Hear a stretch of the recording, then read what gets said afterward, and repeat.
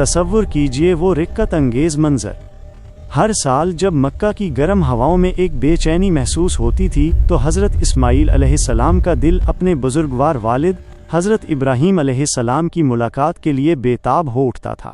تواریخ کی گواہی ہے کہ وہ یہ عظیم مشقت اٹھاتے اور ہر سال مکہ کی مقدس سر زمین سے سفر کر کے ملک شام جاتے، جہاں ان کے والد کا سایہ تھا۔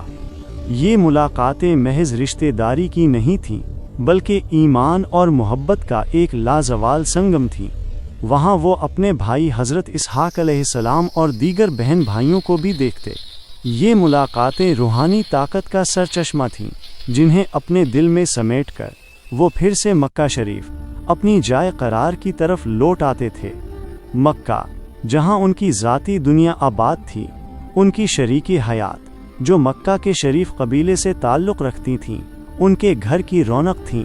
اللہ نے انہیں 12 بیٹے عطا فرمائے تھے، جن سے ان کی زندگی میں خوشگوار ہنگامہ بپا تھا۔ ایک روز کا ذکر ہے جب یہ تمام زندگی کی رونقیں اور سکون اپنے عروج پر تھے کہ اچانک عرش سے ایک فیصلہ نازل ہوا۔ حق تعالیٰ کی طرف سے ایک ایسا ارشاد الہی ہوا جس نے سکون کی گود میں ایک نیا جوش بھر دیا تھا۔ آواز آئی، اے اسماعیل، تم مغرب کی زمین پر جاؤ، وہاں کے لوگ بت پرستی کی تاریکی میں ڈوبے ہوئے ہیں، تمہارا کام ہے کہ ان تک اللہ کی نورانیت کا پیغام پہنچاؤ، انہیں دعوت الی الحق دو۔ حضرت اسماعیل علیہ السلام کے لیے اللہ کا حکم سب سے مقدم تھا۔ نبوت کی ذمہ داری تمام ذاتی تعلقات پر غالب تھی۔ فوراً اس حکم خداوندی کو سنتے ہی آپ نے رخت سفر باندھا ہی مغرب کی سمت روانہ ہو گئے۔ یہ ایک عظیم تبلیغی جہاد کا آغاز تھا۔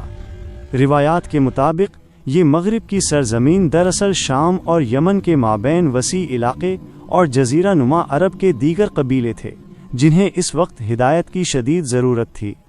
یہ وہ زمین تھی جہاں عرب بائدہ ناپید ہو جانے والے عرب کے بعد بسنے والے قبیلے، خاص طور پر بنی جرہم اور دیگر عرب مستعربہ، بعد میں آباد ہونے والے عرب، توحید کی تعلیمات سے ہٹ کر بت پرستی اور رسموں میں مبتلا ہو چکے تھے۔ حضرت اسماعیل علیہ السلام کی نبوت خاص طور پر ان قبیلوں کے لیے تھی جو مکہ کے ارد گرد اور اس سے ملحقہ علاقوں میں آباد تھے، اور جن کی جڑیں ان کی اپنی اولاد 12 قبائل کی نسل سے بھی ملتی تھیں۔ آپ نے ہر قبیلے میں جا کر گروہ در گروہ، شخص در شخص، صبر اور حکمت کے ساتھ اللہ کی وحدانیت کا پیغام پہنچایا۔ آپ نے نہ صرف جاہلانہ بت پرستی کو ختم کرنے کا کام کیا، بلکہ ان کے معاشرتی اخلاقیات کو بھی سنوارا۔ آپ نے انہیں عدل، سچائی اور وعدے کی پاسداری کی اہمیت سکھائی۔ آپ نے تقریباً 50 برس تک اس اجنبی سرزمین میں قیام کیا جہاں ہر طرف توحید کے خلاف تاریکی تھی۔ آپ کا یہ جہد مسلسل عرب قبائل کے لیے ایک روحانی انقلاب کا باعث بنا۔ آپ کی مسلسل کوشش، صبر اور نبوت کی طاقت کا نتیجہ یہ نکلا کہ وقت کے ساتھ ساتھ وہ تمام بت پرست اور گمراہ لوگ آہستہ آہستہ مومن ہو گئے۔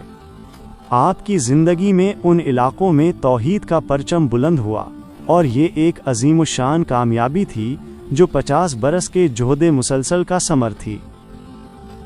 اللہ نے ان کے اس عظیم کردار کو قرآن مجید میں محفوظ فرما کر انہیں ایک ایسا ابدی اعزاز بخشا جو رہتی دنیا تک مثال رہے گا۔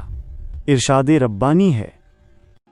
ترجمہ اور یاد کر کتاب میں اسماعیل کو کہ وہ اپنے وعدے میں سچا تھا اور رسول بھی تھا اور نبی بھی، اور وہ اپنے گھر والوں کو نماز اور زکوٰۃ کا حکم دیتا تھا، اور وہ اپنے رب کے پاس پسندیدہ تھا۔ یہ صادق الوعد کا لقب کیوں ملا؟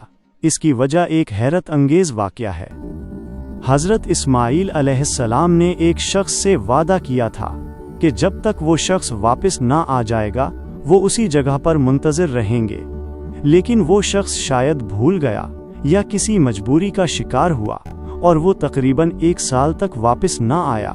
اور تصور کیجئے ایک نبی 1 سال تک سورج کی تمازت اور رات کی خلوت میں اپنے کیے ہوئے وعدے کی لاج رکھتے ہوئے اسی جگہ پر منتظر رہا۔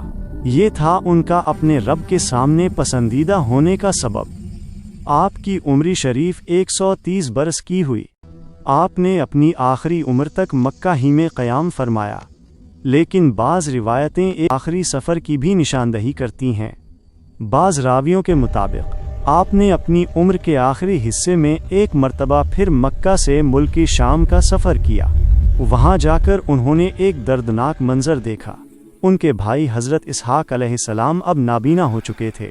حضرت اسحاق علیہ السلام کے ہاں بھی نسل بڑھ چکی تھی۔ ان سے 2 بیٹے تولد ہوئے تھے جن کے نام ایس اور یعقوب تھے۔ حضرت اسماعیل علیہ السلام کی ایک بیٹی بھی تھی جن کا نام تسمیہ تھا۔ انہوں نے اپنے بھتیجے حضرت ایس کے ساتھ اپنی بیٹی کا بیاہ کر دیا۔ یہ ملاقات ایک الوداعی رنگ لیے ہوئے تھی جس میں خاندان کے مستقبل کو سنوارا گیا۔ حضرت اسماعیل علیہ السلام نے اپنے بھائی حضرت اسحاق علیہ السلام کو وصیتیں کیں، انہیں تسلی دی اور پھر بھاری دل کے ساتھ واپس مکہ کی طرف روانہ ہو گئے۔ یہ آخری ملاقات تھی جس کے 1 برس بعد اس عظیم نبی نے پرویزال فرمایا۔ آپ کا جسد خاکی مکہ کی مقدس سرزمین میں اپنی والدہ حضرت ہاجرہ کے پہلو میں سپرد خاک کر دیا گیا، جہاں وہ آج بھی ابدی آرام فرما رہے ہیں۔ ان کے انتقال کے بعد ان کے 12 بیٹے ہر ایک ملک میں متفرق ہو گئے، لیکن ان کی نسل کا چراغ کبھی بجھا نہیں۔ ان میں سے 2 بیٹے ثابت اور قیدار مکہ ہی میں آباد رہے، اور آج بھی اہل عرب اور حجاز کی ایک کثیر تعداد اسی عظیم نبی حضرت اسماعیل علیہ السلام کی نسل سے ہے۔ وہ صرف ایک نبی نہیں تھے بلکہ وہ صدق، وفا اور توحید کی ایک زندہ علامت تھے جن کی کہانی ہمیشہ تاریخ کے صفحات پر چمکتی رہے گی۔